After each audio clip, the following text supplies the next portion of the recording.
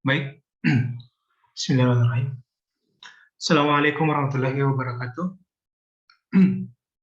Alhamdulillah, alhamdulillah rabbil alamin. Puji syukur atas kehadirat Allah Subhanahu wa taala yang dimana pada hari ini saya masih diberi kesempatan untuk menyelesaikan tugas meet saya pada hari ini.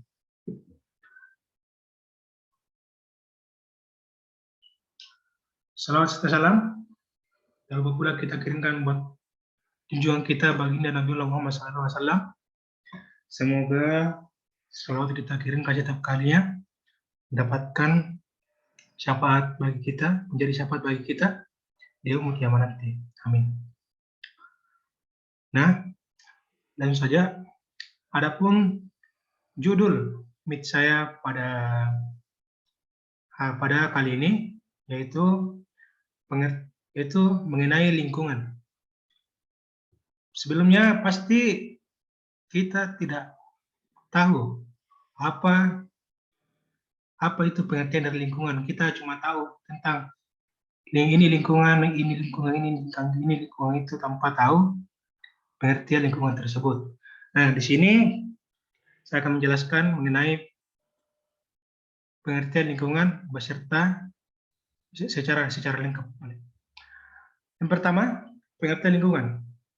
Lingkungan adalah kombinasi antara kondisi fisik yang mencakup keadaan sumber daya alam seperti tanah, air, energi surya, mineral, serta flora dan fauna yang tumbuh di atas tanah maupun di dalam lautan. Dengan kelembagaan yang meliputi ciptaan manusia seperti keputusan bagaimana menggunakan lingkungan fisik tersebut. Nah, yang kedua ini jenis lingkungan. Lingkungan terbagi dalam dua jenis. Yang pertama lingkungan hidup alami dan lingkungan hidup buatan. Nah, lingkungan hidup alami merupakan tempat yang terdiri dari komponen biotik, abiotik, organisme kecil, dan seluruh kondisi yang berhubungan dinamis tanpa ada pengaruh manusia. Contohnya hutan tropis. Nah, lingkungan hidup buatan. Di sini saya tidak taruh pengertiannya, saya lupa di sini. Ya, nah, contohnya itu jalan perkampungan, pasar, dan taman. Kemudian kita masuk ke materi selanjutnya, kemudian pencemaran lingkungan. Nah, pasti banyak yang tidak tahu apa-apa saja yang menyebabkan terjadinya pencemaran lingkungan. Nah, jelaskan dulu dari pengertian dari pencemaran lingkungan. Pencemaran lingkungan adalah terkontaminasinya komponen fisik dan biologis dari sistem bumi dan atmosfer, sehingga mengganggu keseimbangan ekosistem lingkungan. Nah, di sini dijelaskan faktor yang menyebabkan terjadinya pencemaran lingkungan antara lain peningkatan jumlah penduduk, kegiatan eksploitasi alam yang tidak terkendali, serta adanya industrialisasi yang tidak dikelola dengan baik. Selanjutnya. Nah, selanjutnya untuk penanggulangan pencemaran lingkungan. Yang pertama, lakukan daur ulang, yaitu dengan mendaur seluruh sampah yang bisa didaur ulang. Contohnya botol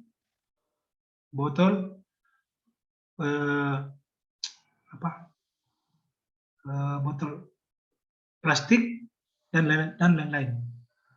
Yang kedua, jangan membuang bahan berbahaya di tempat sampah. Bahan berbahaya ini contohnya seperti gas dan lain-lain. Yang ketiga, nyalakan termometer air raksa Anda dan ganti dengan yang digital. Selanjutnya, jangan membeli lebih dari yang Anda butuhkan. Maksudnya itu jangan terlalu overdosis lah dalam membeli sesuatu tergantung dari kebutuhan kita. Takutnya nanti ketika kita membeli nanti ujung-ujungnya dibuang lagi. Begitu. Yang selanjutnya, kurangi pemakaian kertas atau plastik. Nah, di sini tadi saya bilang kita mengurangi, dan ketika kita sedang memakai kita membuang ke tempat daur ulang. Nah, selanjutnya gunakan kedua sisi kertas, dan yang terakhir gunakan baterai silang. Selanjutnya. Nah, lingkungan ini sering diterkaitkan dengan ekosistem. Pasti banyak yang tidak tahu apa itu ekosistem. Kita cuma tahu, oh begini ekosistem, begini hewan. Kita cuma tahu itu cuma hewan, tanpa mengetahui pengertian atau penjelasannya yang lebih lengkap. Di sini saya akan menjelaskan. Ekosistem. Ekosistem adalah suatu sistem ekologi yang terbentuk oleh hubungan timbal balik tak terpisahkan antara makhluk hidup dengan lingkungannya. Nah, ekosistem bisa dikatakan juga suatu tatanan kesatuan secara utuh dan menyeluruh antara segenap unsur-unsur lingkungan hidup yang saling mempengaruhi. Nah, jadi ekosistem di sini sangat terikat sekali dengan lingkungannya.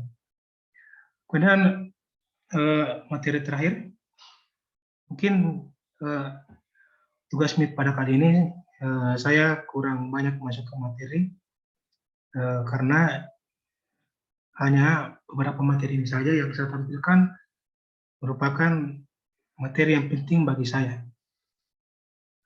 dan yang harus saya bagikan ke teman-teman sekalian. Nah, materi saya terakhir adalah, nah, apa fungsi dari ekosistem? Fungsinya adalah menumbuhkan saling keterkaitan antara sumber daya alam sebagai komponen lingkungan, menciptakan keanekaragaman sehingga sumber daya alam terdiri dari fauna dan flora yang beraneka ragam. Semakin beraneka ragam komponen lingkungan, semakin stabil ekosistem. Nah, itu saja dari saya. Mungkin agak pendek ya. Jadi sekian dari saya. Kurang lebihnya mohon dimaafkan. Saya mohon maaf jika ada kesalahan kata ataupun kalimat yang ada dalam pengucapan ataupun dalam PPT tadi. Mohon dimaafkan. Baik, saya tutup presentasi saya pada kali ini dengan mengucapkan wabillahi taufiq wal hidayah. Wassalamualaikum warahmatullahi wabarakatuh. Terima kasih.